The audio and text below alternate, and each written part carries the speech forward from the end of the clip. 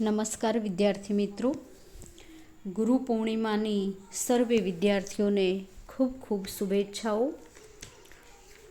ગુરુ બ્રહ્મા ગુરુ વિષ્ણુ ગુરુદેવો મહેશ્વર, ગુરુ સાક્ષાત પરબ્રહ્મા તસ્મૈ શ્રી ગુરુવે નમઃ. અષાઢ સુદ પૂનમ એટલે વ્યાસ પૂજાનો દિવસ. વ્યાસ પૂજાના પવિત્ર દિવસે સંસ્કૃતિના ઘડવૈયાનું પૂજન થાય છે. સંસ્કૃતિના ઘડતરનું કામ અનેક ઋષિઓએ કર્યું હતું, પણ વેદવ્યાસે બધા જ વિચારોનું સંકલન કરી આપણને સંસ્કૃતિના જ્ઞાનકોશ રૂપ મહાભારત ગ્રંથ આપ્યો. ભારત પંચમો વેદ. આ ગ્રંથને પાંચમો વેદ તરીકે ઉપમા મળી. મહાભારત દ્વારા તેમણે સંસ્કૃતિના વિચારો દ્રષ્ટાંતો સહિત સરળ ભાષામાં સમાજ પાસે મૂક્યા. મુનિ નામપ્યહમ વ્યાસ કહીને શ્રી કૃષ્ણએ બિરદાવ્યા. સંસ્કૃતિના વિચારો જે પીઠ પરથી વહેતા થાય છે તે પીઠ આજે પણ વ્યાસપીઠ કહેવાય છે. શેક્સપિયર પોતાના નાટકોમાં સમૃદ્ધિના શિખરે ચડેલા માનવોનું પતન ચિત્રે છે. અર્થાત માનવ એ નિયતિના હાથમાંનું એક રમકડું છે. માનવ નિયતિને બદલાવી શકે કે પોતાના સ્વભાવની ઉપરવટ જઈ શકે એ વાત શેક્સપિયરને સંભવિત લાગતી નથી. બીજી બાજુ કાલિદાસ એ પોતાના પાત્રોને નિર્દોષ ચિત્રે છે, જ્યારે વ્યાસે તેમના બધા જ પાત્રોના ગુણ દોષોની સવિસ્તાર નિખાલસતાથી એ ચર્ચા કરી છે. આ રીતે જીવનને એના સમગ્ર રૂપમાં જોવાની હિંમત રાખનાર આર્ષદ્રષ્ટા ઋષિ જ જીવનનો સાચો ભાષ્યકાર કે માનવનો સાચો પથદર્શક બની શકે. વ્યાસ એ સમાજના સાચા ગુરુ હતા, એટલે જ વ્યાસ પૂર્ણિમા એ ગુરુ પૂર્ણિમા તરીકે ઉજવવા લાગી. નિર્જીવ વસ્તુને ઉપર ફેંકવા માટે જેમ સજીવની જરૂર પડે છે, તેમ જીવનહીન અને પશુતુલ્ય બનેલા માનવને દૈવત્વ તરફ મોકલવા અથવા દૈવત્વ તરફ વાળવા માટે જીવંત વ્યક્તિની આવશ્યકતા રહે છે. આ વ્યક્તિ એટલે જ ગુરુ. ગુરુ એ વજનદાર છે, મોટો છે. જીવનના લપસણા પ્રવાહો વચ્ચે પણ જે સ્થિર ઊભો રહી શકે તે ગુરુ.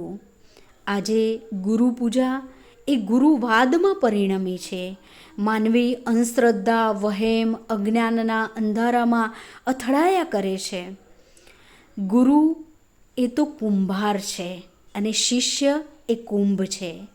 જેમ કુંભાર એ ઝીણી ઝીણી ખોડ કાઢીને બરાબર આકાર આપવા માટે કુંભને ટપલા મારે છે, તેમ ગુરુ પણ શિષ્યની નાની નાની બાબતો તેને બતાવીને તેના જીવનને ધારેલો આકાર આપવા એ ટપલા મારે છે.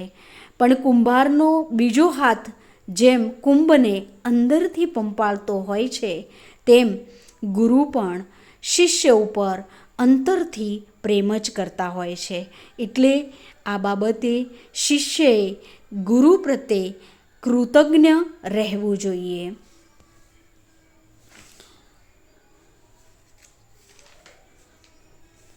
એકવાર એક વિદ્યાર્થીએ પોતાના ગુરુને કહ્યું કે લાંબુ જીવન જીવવું હોય તો મારે શું કરવું જોઈએ.